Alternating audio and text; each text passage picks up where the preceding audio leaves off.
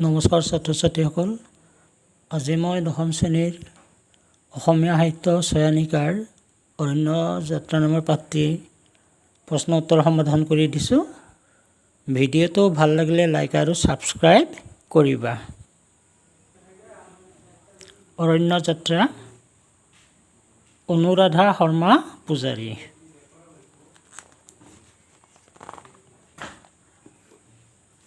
প্ৰশ্ন: পাহিৰ ককায়েকৰ নাম কি? উত্তৰ: পাহিৰ ককায়েকৰ নাম পল। খ. অৰণ্য যাত্ৰা দলটোৰ নেতা নেত্ৰী হিচাপে কাক দায়িত্ব দিয়া হৈছিল? উত্তৰ: পাহি আৰু বিদিশাক বাছত থকা ছাত্ৰ ছাত্ৰীৰ সংখ্যা গণনা কৰিবলৈ আৰু অসুবিধাসমূহলৈ মন দিয়াৰ দায়িত্ব দিয়া হয়। লগতে সৌৰভ আৰু আফতাবক খাদ্যবস্তুৰ পেকেট আৰু পানীৰ বটল সকলোৰে মাজত সমভাৱে বিতৰণ কৰিবলৈ দায়িত্ব দিয়া হয়। গ. বিলত নাওখন বান্ধি থোৱা ৰছীডাল কোনে খুঁটিৰ পৰা খুলি দিছিল আৰু পলহঁতে উঠা নাওখন কিহৰ মাজত সোমাই পৰিছিল? উত্তৰ: আফতাবে নাওখন বান্ধি থোৱা খুঁটিৰ পৰা খুলি দিছিল। নাওখন মেটেকাৰ মাজত সোমাই পৰিছিল।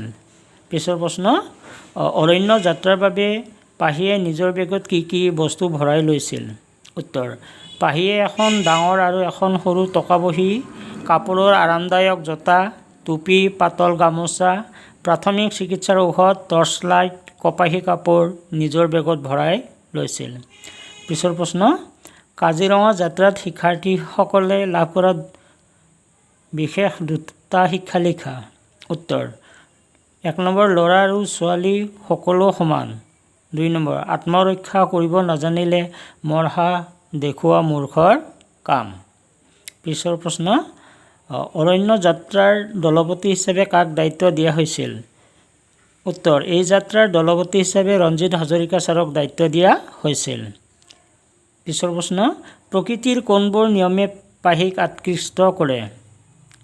উত্তৰ: পাহিয়ে গছ-লতা, ফুল বৰ ভাল পায়। ওখ গছবোৰলৈ পাহিয়ে ৰৈ ৰৈ চায়। প্ৰতিজোপা গছৰ ৰং ভিন্ন, পাতৰ আকাৰ ভিন্ন। তামোল গছজোপাৰ কাষতে থকা আম গছজোপাৰ চেহেৰাৰ মিল নাই। দুয়োজোপা ভিন্ন ধৰণৰ গছ যদিও ওচৰা ওচৰিকৈ মিলাপ্ৰীতিৰে থাকে। আকৌ কলগছজোপাৰ কাষতে থাকে নেমু গছজোপা। নেমুৰ কাঁইটে কলগছজোপাক কেতিয়াও বিন্ধিবলৈ নাযায়। প্ৰকৃতিৰ এই সুন্দৰ নিয়মবোৰ গছবোৰে মানি চলে। সেইবাবে পাহিক প্ৰকৃতিৰ এই সুন্দৰ নিয়মে আকৃষ্ট কৰে। ৮ নম্বৰ প্ৰশ্ন: কাজিৰঙালৈ যাবলৈ ওলাওঁতে পাহি আৰু পলক মাক আৰু দেউতাকে কি উপদেশ দিছিল? উত্তৰ: পল আৰু পাহিয়ে যোৱাৰ সময়ত মাক আৰু দুয়োকে উপদেশ দিছিল। প্ৰথমতে দেউতাকে ক'লে, শিক্ষকৰ লগ নেৰিবা, যি কথা কয় সেইমতে চলিবা, মই খবৰ লৈ থাকিম। মাকে ক'লে, তোমালোকে পৃথিৱীৰ ভিতৰতে যশস্যা থকা এখন অৰণ্যলৈ যাবলৈ ওলাইছা। অৰণ্যৰ পৰা শিকিব লগা বহুত কথা আছে। যিমান পাৰা শিকিবা আৰু নিজৰ লগতে নিজৰ বয় বস্তুবোৰ চম্ভালিবা। পিছৰ প্ৰশ্ন: অ' বাইদেউহঁত আমাক বচোৱা বচোৱা, কোনে কাক বাইদেউ বুলি সম্বোধন কৰি বচাবলৈ কিয় অনুৰোধ কৰিছিল? উত্তৰ: দুপৰীয়া ভাত-পানী খোৱাৰ পিছত পল, সৌৰভ আৰু আফতাবে তিনিও মনে মনে ঘৰৰ পিছফালে থকা জপনাখন বগাই পাৰ হৈ বাহিৰলৈ গৈছিল। অলপ যোৱাৰ পিছত সিহঁতে এখন বিল দেখিছিল। সেই বিলত এখন নাও দেখিছিল আৰু তিনিও নাৱত উঠিছিল। কিছুদূৰ যোৱাৰ পিছত নাওখন মেটেকাৰ মাজত সোমাই পৰিছিল আৰু নাওখন থকা ফুটাৰে পানী সোমাব ধৰিছিল। মেটেকাৰ পৰা নাওখন উলিয়াব পৰা নাছিল। তিনিও সাঁতুৰিব নাজানিছিল, সেয়েহে চিঙৰিবলৈ ধৰিছিল। নাওখন একে ঠাইতে ঘূৰি আছিল। আফতাবে হাতেৰে পানী সিঁচিবলৈ ধৰিছিল। তেনেতে সিহঁতে দেখিলে যে পথাৰৰ মাজেৰে ছোৱালী কেইজনীমান আহি আছিল। সিহঁতৰ গাত বোকা, হাতত জাকৈ। সিহঁতক উদ্দেশ্য কৰি পলে চিঞৰিলে, অ' বাইদেউহঁত আমাক বচোৱা বচোৱা। লগতে সৌৰভ আৰু আফতাবেও চিঞৰিলে। সিহঁতক দেখি ছোৱালীকেইজনী আচৰিত হৈ দৌৰি আহিছিল। তেনেতে নাওখন কাটি হৈ পল পানীত পৰিছিল।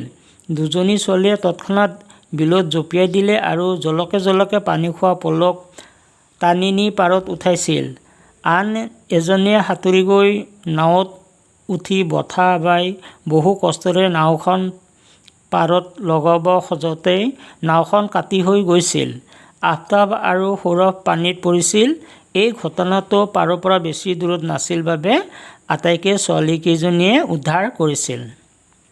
পিছৰ প্ৰশ্ন, কামত ল'ৰা ছোৱালী বুলি ভাগ নাই, যেনেকৈ কাম ভাগ কৰি দিছোঁ তেনেকৈ কৰা। এই কথাষাৰৰ বক্তা কোন? তেওঁ কিয় সেই কথাষাৰ ক'বলগীয়া হৈছিল আঁতিগুৰি মাৰি লিখা। উত্তৰ, এই কথাষাৰৰ বক্তা আছিল ৰঞ্জিত হাজৰিকা ছাৰ। কাজিৰঙা অভয়াৰণ্যৰ দিশে গৈ থকাৰ সময়ত বাছৰ ভিতৰতে শিক্ষকসকলে ছাত্ৰ ছাত্ৰীৰ মাজৰ পৰা নেতা নেত্ৰী পাতি দিলে।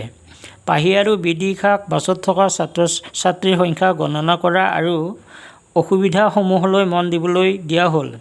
সৌৰভ আৰু আফতাবক দায়িত্ব দিয়া হ'ল খাদ্যবস্তুৰ পেকেট আৰু পানীৰ বটল সকলোৰে মাজত সমভাৱে বিতৰণ কৰিবলৈ।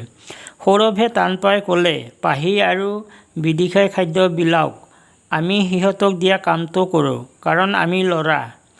লগৰীয়াবোৰে উৎপাত কৰিলে শাসনো কৰিব পাৰিম আৰু অসুবিধাবোৰলৈও মন দিব পাৰিম। আফতাবেও সৌৰভৰ কথাতে হয়ভৰ দিলে।